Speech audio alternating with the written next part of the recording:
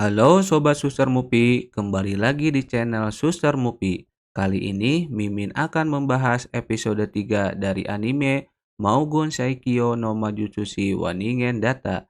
Tanpa banyak basa-basi, kita langsung saja bahas animenya.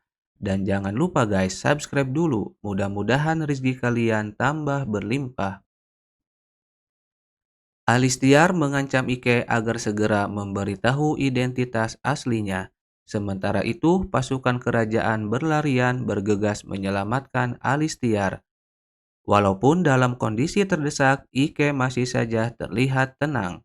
Ike pun mengaktifkan sihir hypersensitivitas, sebuah sihir yang dapat menghilangkan indera dari orang yang terkena sihir tersebut. Karena tidak ingin menyerang bagian vital tentara kerajaan, Ike pun menyuruh mereka agar tidak bergerak.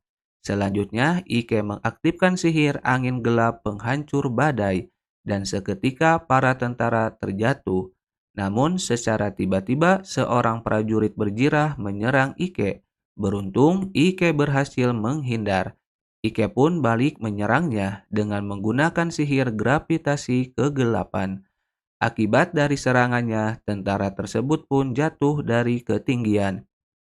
Namun, Ike menyelamatkannya sebelum sampai di lantai dasar. Akibat sihir dari Ike, Alistiar pun ikut terjatuh. Namun kali ini, Ike sendirilah yang menyelamatkannya.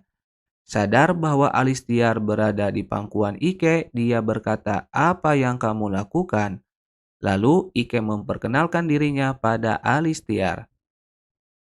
Selanjutnya, Ike menjawab pertanyaan Alistiar sebelumnya. Dirinya adalah pasukan Raja Iblis dan bukan manusia. Kemudian Ike bertanya pada Alistiar, apakah dia yang mengirim seseorang untuk membunuhnya. Namun Alistiar malah berkata bahwa dirinya tidak akan berbicara dengan iblis. Kalau ingin membunuhku, maka bunuh saja. Karena Alistiar tidak menjawab pertanyaan Ike, Ike pun akhirnya membaca pikiran Alistiar. Sementara itu, Lilith yang baru datang dan melihat mereka berdua sontak berteriak histeris dan berkata, "Tuan Ike, apa yang sedang kamu lakukan? Kenapa malah bermesraan dengannya? Bukannya kamu sudah punya aku? Jika ingin menyudutkan seseorang ke tembok, lakukan saja padaku." Sadar bahwa Lilith akan salah paham, Ike pun memutuskan untuk pergi. Namun, Alistiar mencegahnya dan berkata, "Apakah kamu kemari hanya ingin mengejekku karena aku seorang pecundang?" Ike pun menjawab, "Tak perlu cemas, aku tak akan melakukan hal seperti itu. Dan sepertinya kamu tidak ada hubungannya dengan rencana pembunuhanku." Shin pun berpindah di kediaman Ike. Sepulangnya dari penjara, Ike membawa oleh-oleh untuk Sati, berupa beras yang dia temukan di ibu kota kerajaan Rasus. Namun Sati tidak mengetahui beras. Ike berkata pada Sati bahwa tugasnya adalah menggandakan pajak. Ivalias adalah kota agraris. Memiliki lahan subur sangatlah penting. Sekarang tanaman utama di Ivalias hanyalah gandum, tapi beras memiliki efisiensi produksi yang lebih tinggi. Sati cukup bingung dengan istilah efisiensi produksi, namun Ike menjelaskan makin tinggi efisiensi produknya, makin sedikit orang yang harus bertani. Dan begitu manusia meninggalkan pertanian, mereka bisa memulai kerja sebagai pandai besi atau tukang batu bata. Lalu akan ada banyak penyedia layanan untuk mereka seperti profesi koki. Selama profesi itu terus berkembang, negara akan jadi lebih sejahtera. Intinya adalah apabila orang bisa makan sampai puas, maka kita akan dapat banyak pajak. Sati pun akhirnya mengerti penjelasan Ike. Selanjutnya, Ike menyuruh semua pasukan untuk berkumpul. Jiron bertanya, apa tujuan Tuan Ike mengumpulkan semua pasukan? Ike hanya menjawab, nanti kamu juga bakal tahu. Ike bergumam dalam dirinya, dari informasi yang dia dapat sejauh ini, panah yang ditembakkan padanya adalah milik musuh. Namun, Alistiar tidak terlibat dalam penyerangan itu. Singkatnya, orang yang menembaknya adalah penyamar di pasukan Alistiar. Dan skenario terburuk yang ada di pikiran Ike adalah ada mata-mata di pasukannya. Kemudian Ike mengaktifkan sihir membaca pikiran dan seketika mata-mata di pasukannya dapat diketahui.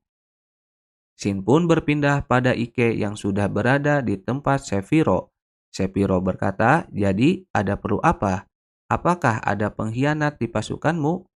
Ike berkata, "Kenapa kamu tahu?" Sephiroth menjawab, "Ya, hanya tebakanku saja.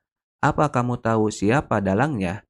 Ike menjawab, "Wakil pemimpin sekuat 7 Goblin si mata satu, Jess." Sephiroth berkata, "Oh, Jess ya, aku menduga akan begini." Ike berkata bahwa Jess pintar dan berpengalaman dalam bertarung. Lalu apa yang harus aku lakukan? Sephiroth menjawab, "Bukankah sudah jelas? Beri dia hukuman yang setimpal."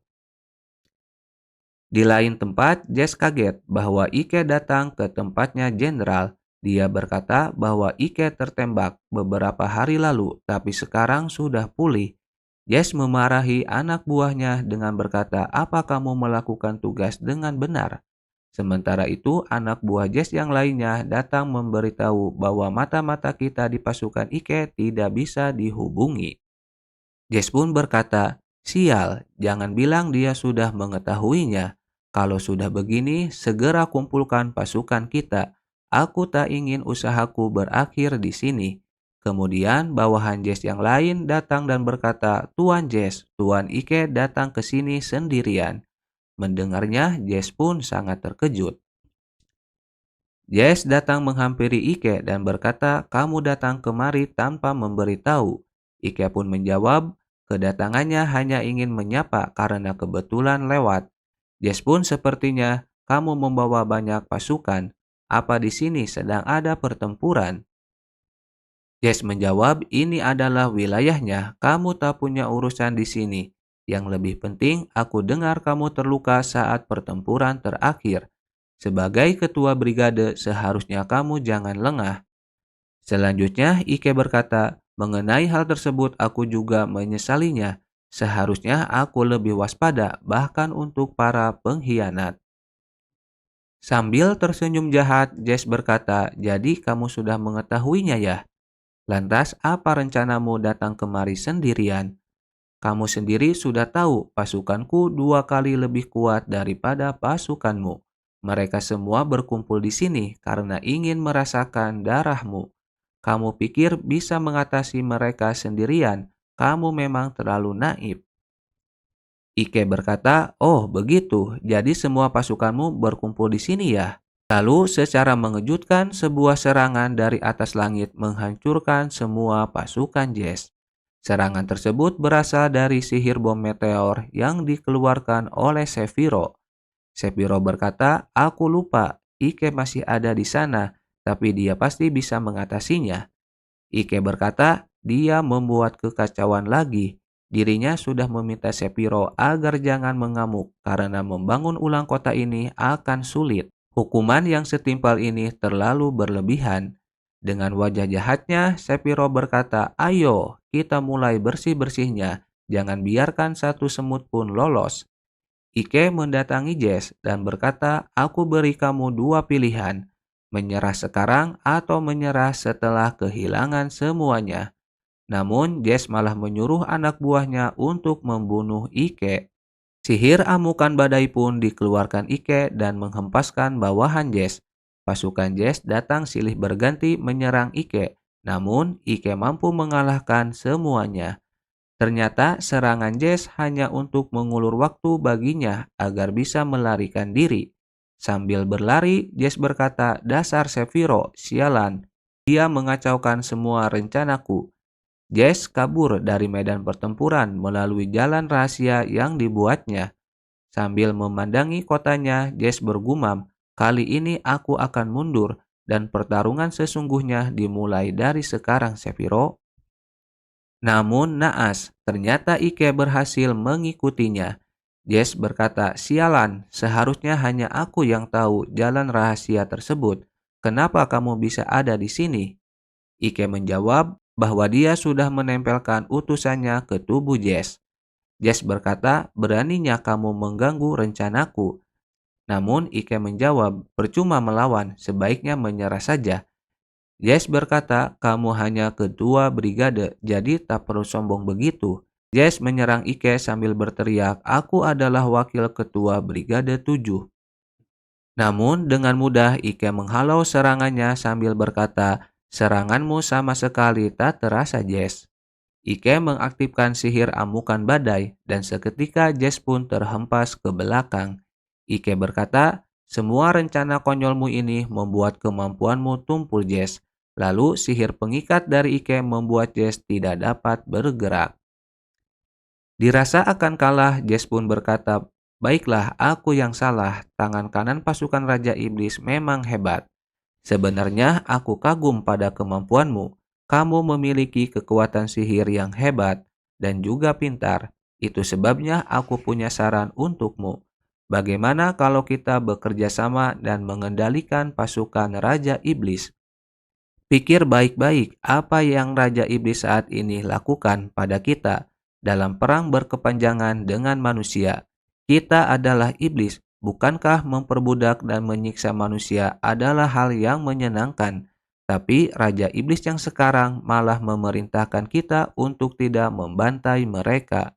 Itu sebabnya beberapa dari pasukan iblis tak puas dengan keputusannya. Jenderal-jenderal kita tak memiliki ambisi dan bahkan tidak kompeten. Dia sama sekali tak berniat menjadi Raja Iblis. Karena itu, mari kita bekerja sama dan ubah pasukan iblis. Ike, bergabunglah dengan kami. Tentu saja Ike menolak ajakan Jess. Namun, Jess sudah menduga Ike akan bilang begitu. Sambil berteriak, "Kamu sendirilah yang sudah berakhir." Jess pun menyerang Ike. Kemudian Ike mengeluarkan sihir hypersensitivitas dan seketika Jess tidak dapat bergerak. Ike berkata dirinya mengira bahwa Jess merencanakan sesuatu, tapi ternyata hanya itu saja. "Lalu apa maksudnya dengan kami? Apakah kamu memiliki rekan?" Namun secara mengejutkan Sephiroth datang dan berkata pada Jess, "Cepat mengaku, kami akan membuatmu bicara meski harus menghancurkan otakmu menjadi sup." Namun Ike berkata, "Tunggu Kapten, biar aku yang mengatasinya." Mendengar jawaban Ike, Sephiroth berkata, "Caramu terlalu memakan waktu." Di lain sisi, Jess mengerang kesakitan. Ike mengira bahwa itu adalah perbuatan Sephiroth. Namun, Sephiroth berkata bahwa dirinya belum melakukan apapun. Melihat kondisi Jess yang terkena racun, Ike malah ingin menolongnya. Namun, sihir penghilang racunnya tidak mempan. Sephiroth berkata, sepertinya racun di dalam tubuhnya cukup kuat. Disusul dengan Ike yang berkata, begitu selesai memanfaatkan rekannya, mereka langsung meracuni dan membunuhnya. Sephiroth berkata pada Jess, "Apa kamu paham bahwa kamu sudah dibuang? Kamu tak perlu loyal pada mereka lagi. Beritahu siapa rekanmu dan aku akan membalaskan dendammu." Namun sayangnya, sebelum sempat menyebutkan rekannya, Jess pun mati. Ike berkata pengkhianat memang pantas dihukum, tapi melihatnya diabaikan oleh rekannya, Ike merasa kasihan karena hatinya masih manusia. Namun Ike merasa suatu hari perasaan ini bisa saja menghambatnya.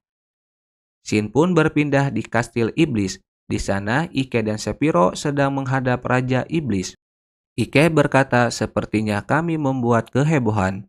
Raja Iblis berkata pada Sephiroth, "Apakah kamu tahu alasanmu dipanggil kemari?" Sephiroth menjawab, "Iya Tuan, sepertinya dalang di balik konspirasi ini adalah Jenderal Brigade 3 Basteo." Raja Iblis berkata, "Apakah kamu punya buktinya?" Sephiroth menjawab bahwa Basteo meminta wakil ketua brigadenya bergabung dengan Basteo untuk mengincar kepala Raja Iblis. "Jadi begitu ya?" Sephiroth sudah menjelaskannya. "Jadi bisa tolong jelaskan apa yang terjadi?" Dan tiba-tiba Basteo pun sudah berada di belakang mereka berdua.